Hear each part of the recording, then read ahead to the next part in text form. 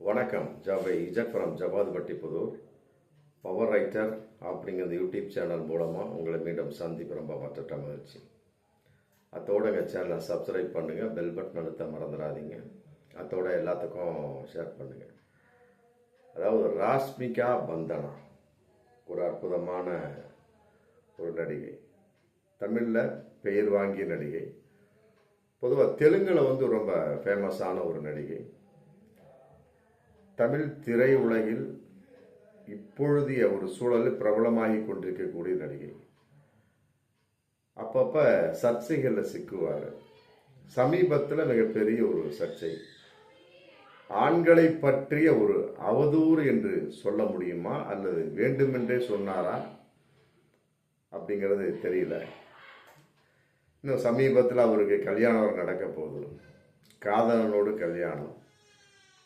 அந்த அளவுக்கு இருக்கக்கூடிய சமயத்தில் ஒரு ஆணோடு தொடர்பு படுத்தி கல்யாணம் செய்து கொண்டு வாழ்க்கையில் செட்டில் ஆகக்கூடிய ஒரு சூழலில் இருக்கக்கூடிய ராஷ்மிகா பந்தனா இன்னைக்கு ஒரு சர்ச்சைக்குரிய ஒரு கருத்தை ஒரு நிகழ்வுல பேசியிருக்கார். சமீபத்தில் ஒரு நிகழ்வு, அதில் பேச்சோடு பேச்சாக பேசக்கூடிய ஒரு சூழல். அதாவது ஆண்களுக்கும் மாதவிடாய் ஏற்பட வேண்டும், அப்பதான் பெண்களோட கஷ்டம் அவங்களுக்கு தெரியும் அப்படின்னு சொல்லி போட்டு ஒரு பொதுவாக பேசியிருந்தாலும் பரவாயில்லை, ரொம்ப பஞ்சா பேசியிருக்கார். இது அவருக்கு மட்டுமே உரித்தான கருத்தாகத்தான் நாம் கொள்ள முடியும். உலகத்துல ஆணும் பெண்ணும் கலந்த ஒரு வாழ்க்கை. குழந்தை பிறப்பு அப்படின்னு வரக்கூடிய சமயத்துல ஆணும் பெண்ணும், பெண்ணும் ஆணும் கலக்காமல் எந்த ஒரு பிறப்பும் இந்த உலகத்துல கிடையாது. அதன் அடிப்படையில் பிறப்பின் ஒரு கருவி, பிரசவிக்கும் ஒரு கருவி அப்படின்னா அது பெண் தான். ஆணுக்கு அந்த தகுதி கிடையாது. கரு உண்டாகுதல், மற்றவிடாய், மாதவிடாய், மற்றபடி பால் கொடுத்தல், இதெல்லாம் ஆணுக்கு கிடையாது, பெண்ணுக்கு மட்டும்தான் அது உண்டு. இது பெண்ணுக்கே உரிய தனித்தகுதி. அதே போல ஆண்களுக்கும் சில தனித்தகுதிகள் உண்டு. உழைக்கக்கூடிய வர்க்கம், பெண்களை காக்கக்கூடிய வர்க்கம், மற்றபடி எப்படித்தான் ஒரு கோடீஸ்வரியா ஒரு பொண்ணு இருந்தாலும் சரி, அவளை அப்பங்காரனே ஆண் கையில தான், ஒரு ஆண் கையில பிடிச்சி கொடுப்பான். இந்தாப்பா என் பொண்ணு பிடிச்சிக்க. அவன் மேல எனக்கே நம்பிக்கை கிடையாது, நீதான் பாதுகாக்க வேண்டிய ஒரு பொருள். உனக்கு என்ன சொத்து வேணும் எழுதி கொடுத்துட்றேன், வரதட்சணையா வேணுமா இல்லை வேறு விதமாக வேணுமா? ஆமாம், இதுதான் என் பொண்ணு, கூட பணம் நகை சொத்து கித்து எல்லாம் கொடுத்துறேன், அவளை நீ கடைசி வரைக்கும் கட்டி பாதுகாப்பு செய்துகள். மற்றபடி உன்னுடைய இனவிருத்தியை அவள் மூலமாக உற்பத்தி செய்துகள், என்னை விட்டுரு. இதுதான் திருமணத்துடைய அடிப்படை ஒரு நோக்கம். ஆக ஒரு பெண்ணுக்கு தான் மாதவிடாய் அப்படிங்கிற ஒரு விஷயம் கட்டாயமாக உண்டு. இது ஆணுக்கு ஏற்பட்டால் நன்றாக இருக்கும், ஆணுக்கு ஒரு தடவையாவது ஏற்பட வேண்டும் அப்படின்னு ஒரு பெண், குறிப்பா நடிகை ராஷ்மிகா பந்தனா போன்றவர்கள்லாம் சொல்றாங்க. அப்படின்னா இது எந்த அளவுக்கு ஒரு ஏற்றுக்கொள்ளக்கூடிய ஒரு கருத்து? உண்மையில் இது முரண்பாடான ஒரு கருத்து, ஒரு ஆத்திரத்தின் வெளிப்பாடு, மற்றபடி ஒரு அவசர கருத்து என்பதையெல்லாம் விட இது ஒரு மிகப்பெரிய ஒரு ஆதிக்கமான ஒரு கருத்து. இதை நம்ம பெண்ணாதிக்கம்னு சொல்லலாம். பெண்கள் சொல்றாங்களே இல்லையா, ஆணாதிக்கம் ஆணாதிக்கம் அப்படின்னு, அது மாதிரி இது பெண்ணாதிக்கம் சொல்லலாம். இது ஆதிக்கத்தின் உணர்வு. ஆணாதிக்கம் ஆணாதிக்கம் சொல்லிட்டு இருக்கிறாங்க. இன்னைக்கு பெண்களே அந்த ஆதிக்கத்துக்குள் போகக்கூடிய சமயத்தில் பெண்ணாதிக்கம் வளர்ந்து கொண்டிருக்கிறது. அது சம்பந்தம் நான் புத்தகமே எழுதியிருப்பேன். பெண்ணாதிக்கம் விஎஸ் ஆண்கள் அப்படிங்கிறது படு விற்பனையாக போய்கொண்டிருக்கக்கூடிய ஒரு புத்தகம் அது.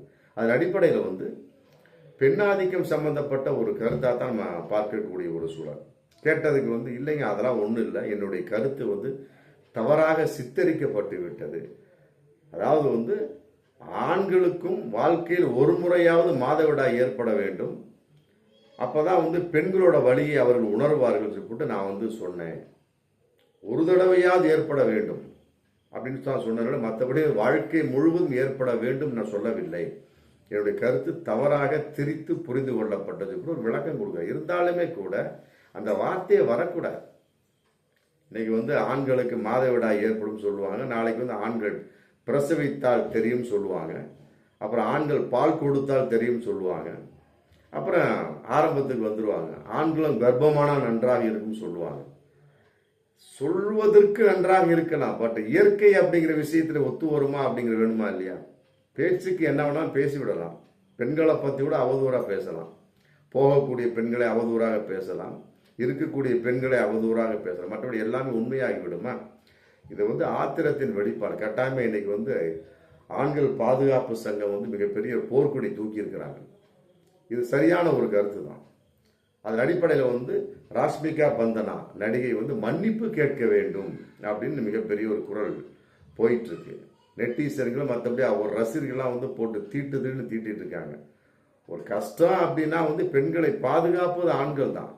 முதல்ல சொன்ன மாதிரி அப்பங்காரனே தன் மகள் மீது நம்பிக்கை இல்லாமல் என்ன பண்றான், இந்தாப்பா என் பொண்ணு, எனக்கு பிறந்த பொண்ணு, இந்தா பிடிச்சிக்க, உனக்கு என்ன சொத்து வேணுமா எழுதிக்க அப்படின்னு என்னை விட்டுறான். அப்படி இருக்கக்கூடிய சமயத்தில் ஒரு பெண்ணுக்கு யார் பாதுகாப்பு? முழுமையான பாதுகாப்பு ஒரு ஆண் தான். அதை புரிந்து கொள்ளாமல் அவர்களுக்கு மாதவிடாய் வரணும் அப்படின்னா உண்மையிலே இது நெக்கலான ஒரு விஷயமா?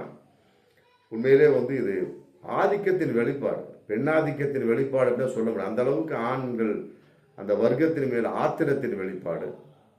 இதையெல்லாம் விட தாங்கள் படக்கூடிய கஷ்டத்தை அவர்களும் பட வேண்டும் என்ற ஒரு மிகப்பெரிய ஒரு பிரதிபலிப்பின் வெளிப்பாடு. அதன் அடிப்படையில் பெண்களை ஆண்கள் பாதுகாக்கின்றார்கள் அப்படிங்கிற வார்த்தையை ராஷ்மிகா பந்தனா சொல்லியிருந்தாருன்னா உண்மையிலே ஏற்றுக்கொள்ளக்கூடிய சமயம். ஆனால் அதை அவர் சொல்லவே இல்லை. மாறாக ஆண்களுக்கும் மாதவிடாய் ஏற்பட வேண்டும் அப்படிங்கிறது எவ்வாறு ஏற்றுக்கொள்ள முடியும்? இது மிகப்பெரிய ஒரு தவறான ஒரு கருத்து, இயற்கைக்கு முரண்பட்ட ஒரு கருத்து. சாதாரணமாக ஒரு இயல்பு நிலையை மாறி அவர் இப்படி இருந்தால் அனுபவித்தால் நன்றாக இருக்கு அப்படிங்கிறப்ப அது அந்த வார்த்தைக்கு கூட ஏற்றுக்கொள்ள முடியாத ஒரு விஷயமான ஒரு வார்த்தை தான். இன்னும் சொல்ல போனால் அந்த அளவுக்கு பெண்கள் மட்டும்தான் கஷ்டப்படுகின்றே, ஆண்கள் கஷ்டப்படலையா? பெண்களை பாதுகாப்பது எத்தனை கஷ்டப்படுற, கல்யாணம் முடிச்சுட்டு அவள் செய்யக்கூடிய அட்டகாசங்கள் எத்தனை பெண்கள் செய்கிறாங்க. பல பெண்கள் ஆண்களை மதிப்பதே இல்லை.